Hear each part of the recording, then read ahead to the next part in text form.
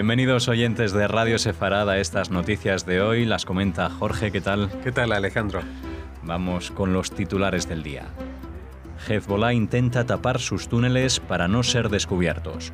Hoy se hablará del tema en el Consejo de Seguridad de la ONU. Hali, en su último discurso en la ONU, dice que el plan de paz beneficiará más a los palestinos que a los israelíes. Según una encuesta, Hamás ganaría al partido de Abbas si hubiera elecciones para la autoridad palestina.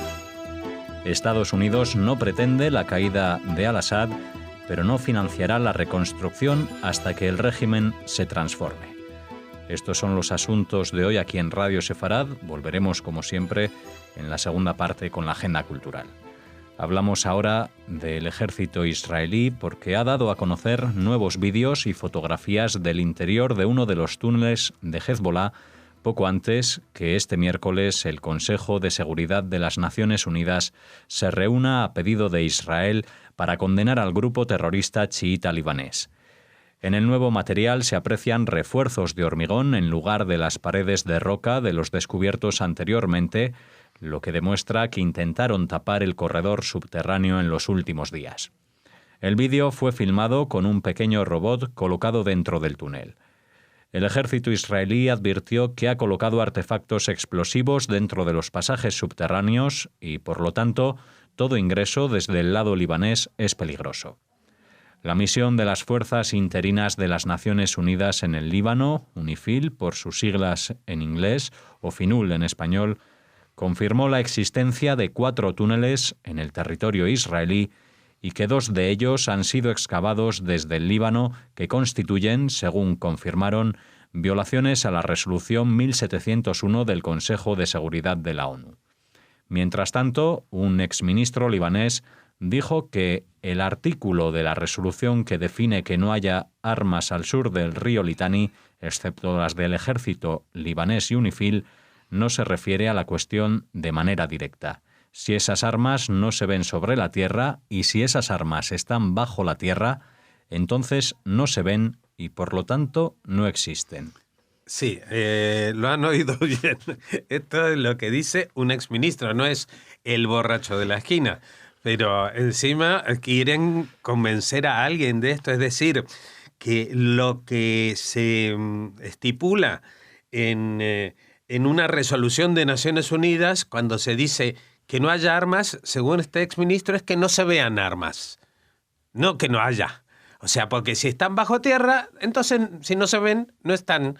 Y si no están, pues no hay violación de la resolución de 1701. Es decir, tú puedes esconder bombas nucleares debajo de la tierra y entonces no pasa nada. No hay bombas nucleares porque no se ven las bombas nucleares. Si los soldados van por una trinchera y no se les ve la cara, pues entonces no hay soldados. Si haces una invasión con tanques, pero tapas, pones una valla primero en la carretera que vas a invadir el país y no se ven que entran los tanques, entonces no hay invasión. Esta es la lógica de un ex ministro libanés. No damos el nombre para no avergonzar a su familia. Y tampoco vamos a dar el nombre de los comandantes de FINUL, donde también hay fuerzas españolas desde el año 2000 y algo, aunque el FINUL está ahí desde antes, porque es la primera vez que reconocen y confirman la existencia de estos túneles. Es decir, los han estado construyendo bajo sus propias narices. Los túneles pasan a no más de 10 metros, 15 metros de donde están los puestos de observación. Y parten desde casas supuestamente abandonadas o con poco movimiento a 30, 40 metros de ellos. Y no les ha llamado la atención en todos estos años los camiones, porque vamos a ver, la tierra que retiran para hacer los túneles, por algún lado la tendrán que echar. ¿Y de dónde sale esa tierra? ¿Y cuál es el movimiento de camiones que hay de entrada y de salida? Y de personas que vienen a trabajar en unas... Ellos no les importa, hacen la vista gorda y lo único que importa es mirar para el lado israelí y no mirar para lo que han sido designados, porque no están ahí para controlar a Israel, sino para controlar que al sur del río Litani, todo en el sur del Líbano, las únicas personas armadas sean la policía y el ejército libanés. Y no tiene que haber nada más. No tiene que haber más de 100.000 misiles, cohetes y otros elementos de guerra, como tiene Hezbollah en los sótanos, en los bajos y en los túneles de todas las casas al sur del Litani, porque es al sur del Litani donde se acercan a la frontera con Israel. A ver si alguien en Naciones Unidas, hoy en el Consejo de Seguridad, se atreve a negar las evidencias que se van a presentar. Porque esto ya no es una opinión como fue la semana pasada, vergonzosa, de que no se logró 2/3 de gente que dijera que jamás es una organización terrorista. Aquí lo que se van a mostrar es la existencia de túneles de ataque con ese objetivo que parten desde terreno libanés y que han sido certificados por las fuerzas militares que han enviado las propias Naciones Unidas. Así que, aunque en el Consejo de Seguridad estén por rotación países musulmanes, países árabes o países que sean afines ideológicamente a Hezbollah, es imposible que nieguen las evidencias que van a haber allí.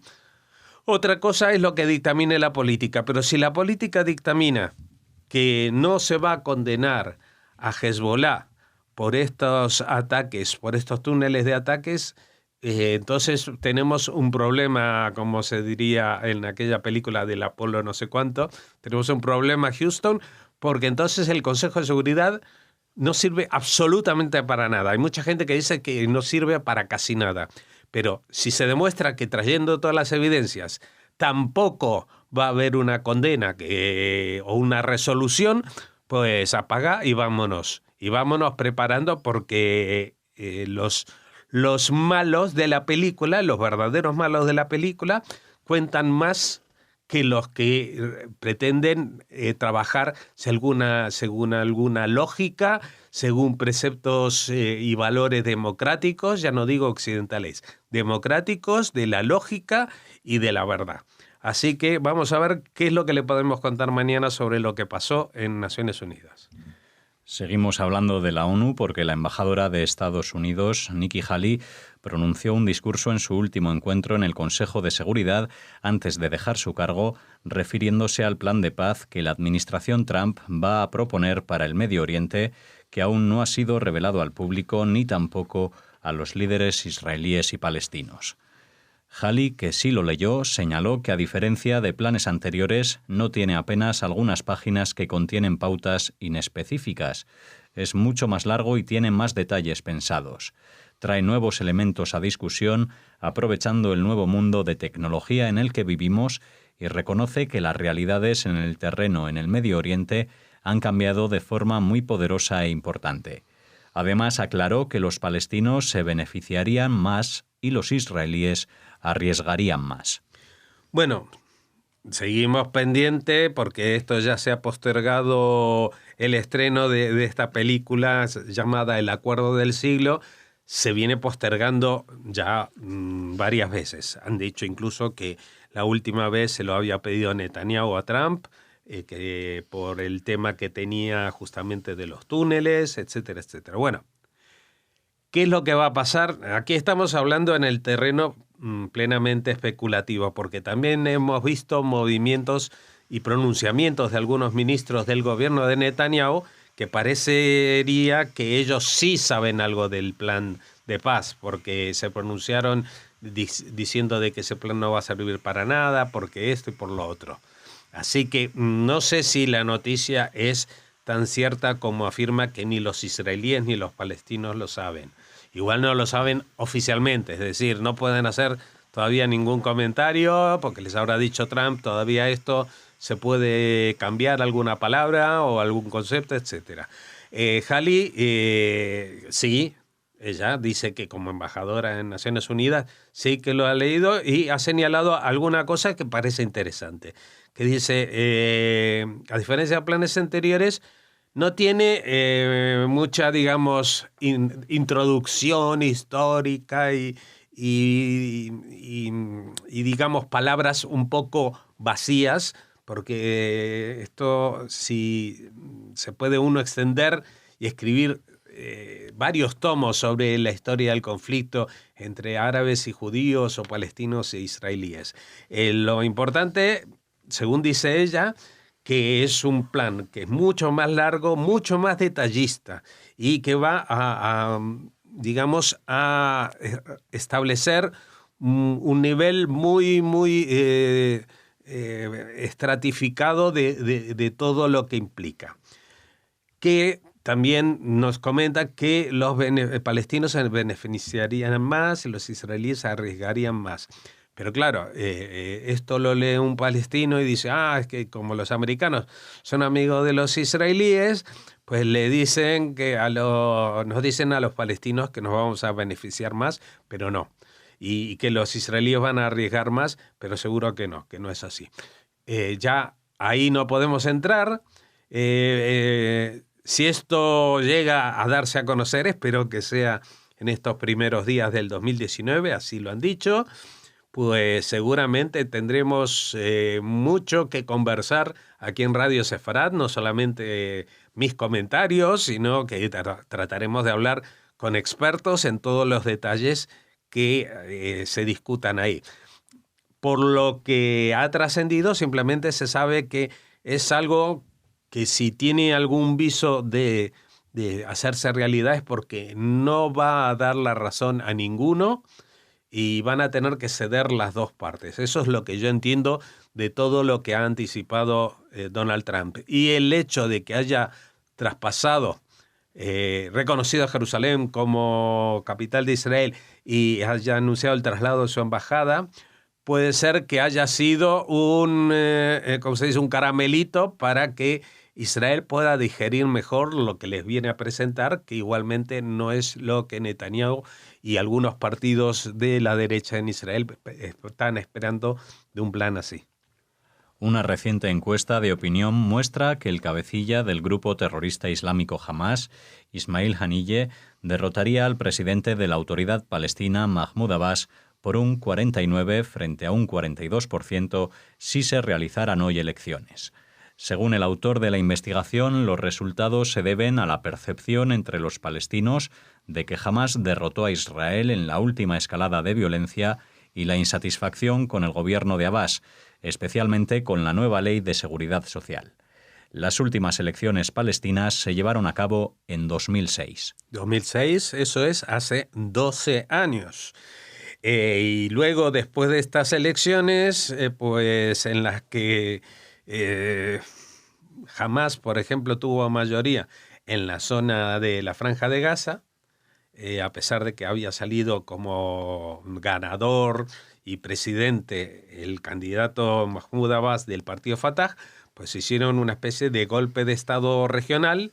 Y en una noche se cargaron a casi 200, una noche, 2-3 noches, una especie de mini guerra civil relámpago. Se cargaron a los grandes dirigentes de Fatah en la zona y se instalaron ellos como los dueños del lugar.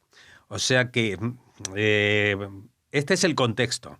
Luego otro contexto, hacer una encuesta presentando a cualquier candidato frente a Mahmoud Abbas, que tiene 80 y pico de años, está muy enfermo, está moribundo, se podría decir, pues yo creo que hasta algún partido español podría ganar algunos puntos ahí.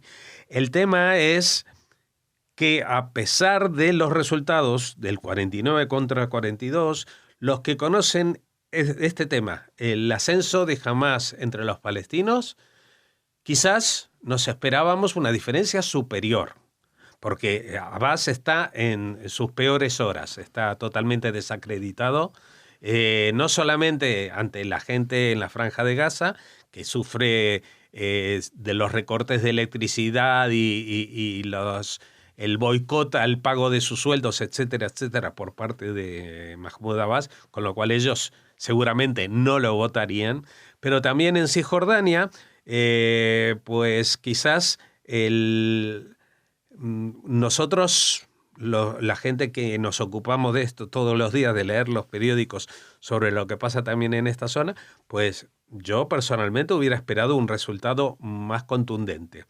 Aunque puede ser que esta encuesta se haya hecho solamente en la zona de Cisjordania.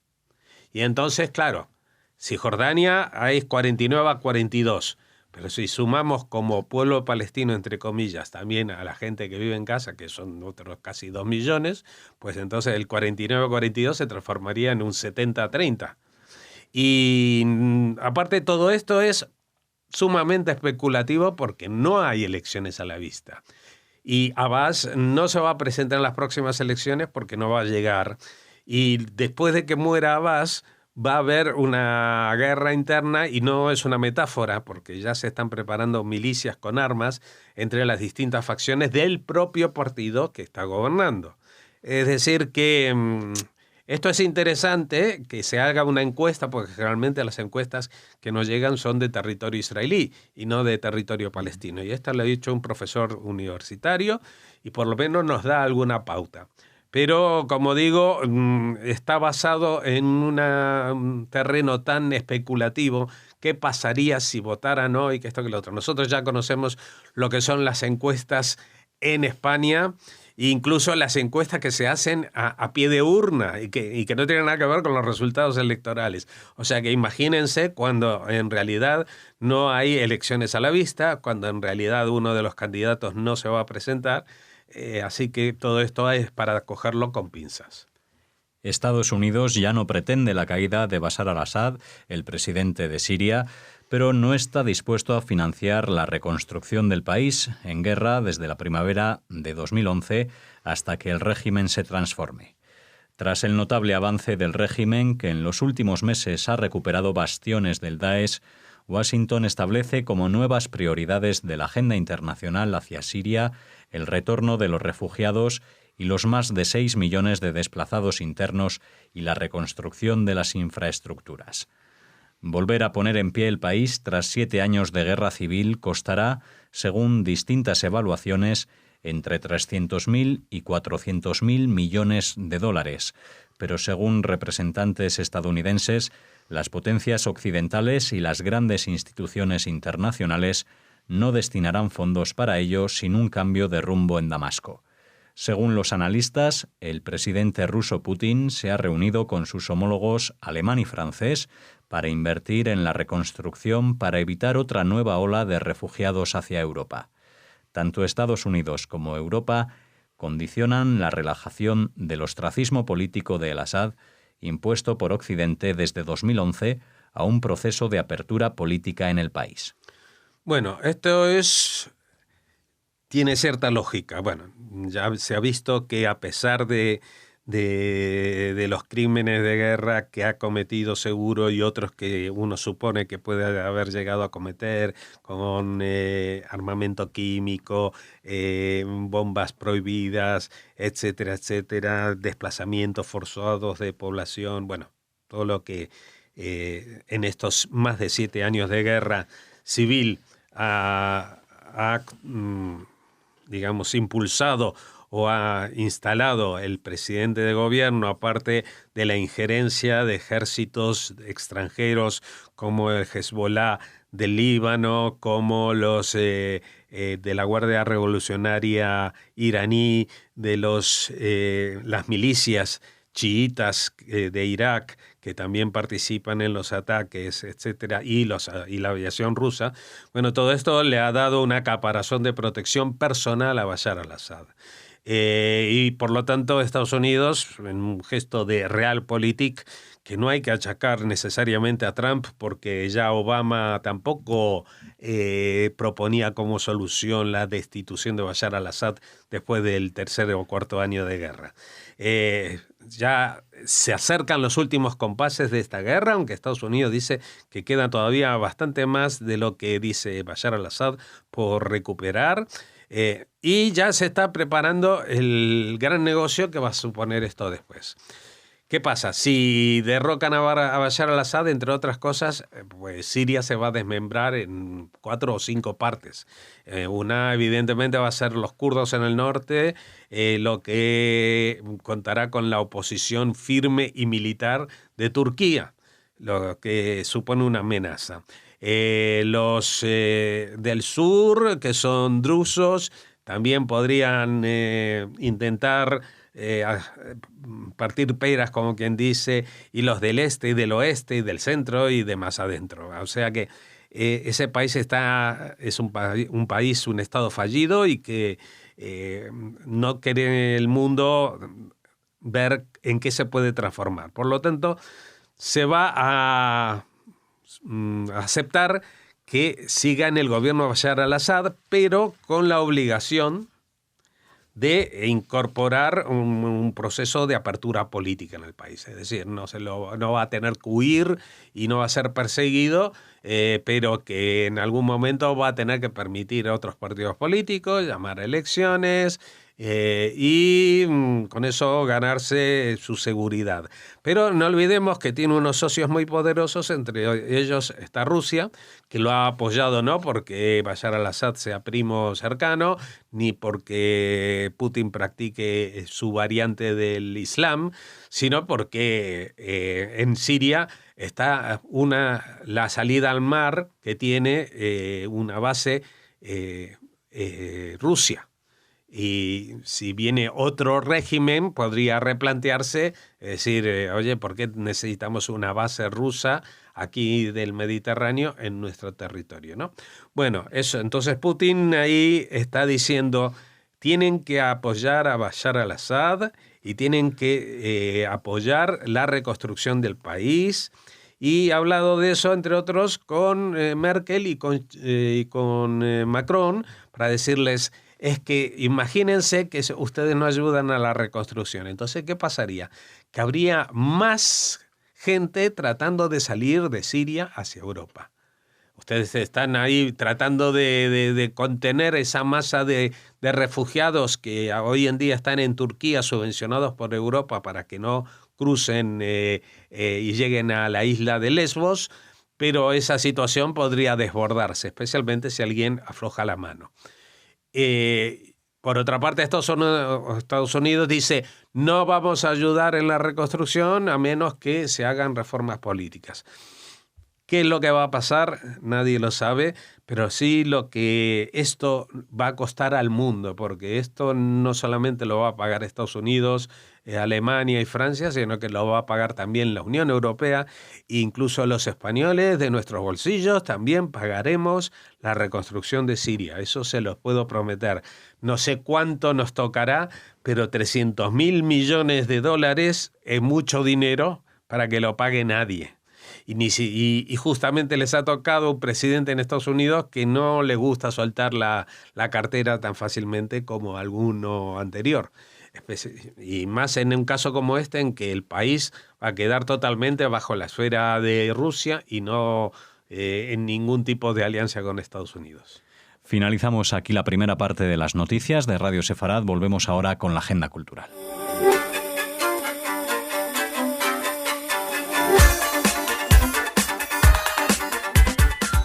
Empezamos la segunda parte de estas noticias de hoy en Radio Sefarad, la agenda cultural. Hola Raquel. Hola Alex, hola a todos. Cuéntanos acerca esta mitad de semana y empezamos, no sé, yo creo que casi hoy, si no es una catacumba, es una excavación, es una foto un poco difusa y en blanco y negro. Sí, una foto que ilumina, que es el aporte en imagen a una noticia de la agencia Europa Press que afirma que Lorca en Murcia, Sagunto en Valencia y Vitoria entrarán a formar parte de la red de juderías de España. No les podemos ofrecer muchos detalles porque la inclusión definitiva se realizará ya el año que viene, pero bueno, queríamos adelantarles esta inclusión de Lorca en Murcia, de Sagunto en Valencia y de Vitoria, que entran, como les decíamos, a formar parte de la red de juderías de España. No eran las únicas ciudades candidatas, estaban también Béjar, Tui y Calatayud, pero por el momento solo se ha anunciado la inclusión de estas tres ciudades en diferentes puntos de España.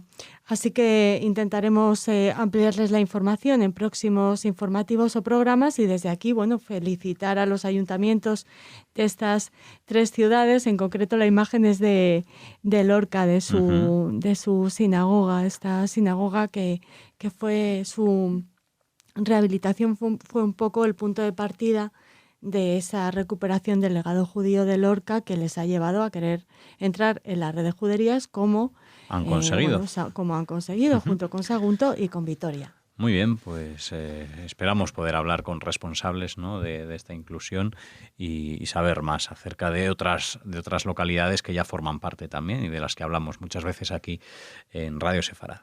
Sí, Calatayud no ha entrado, por el momento en la red Nuestros de juderías. Amigos bilbilitanos. Muy bien. Pero seguimos hablando de Aragón y del legado judío en Aragón. La Universidad de San Jorge de Zaragoza, con el apoyo del Departamento de Educación, Cultura y Deporte del Gobierno aragonés, puso en marcha en noviembre de 2016 el proyecto Aragón Sefarad, Legado y Memoria, un portal web que pretende dar a conocer el legado patrimonial y cultural del pueblo judío en Aragón. Ahora el proyecto continúa creciendo con un nuevo microsite dedicado a Abraham Abulafia, este importante cabalista del siglo XIII. A través de su figura, con unos textos y unos vídeos interactivos, la web quiere aproximar la herencia judía a los escolares aragoneses y no solo a los escolares, pero bueno, se centran especialmente en ellos, en los que están cursando primaria y secundaria.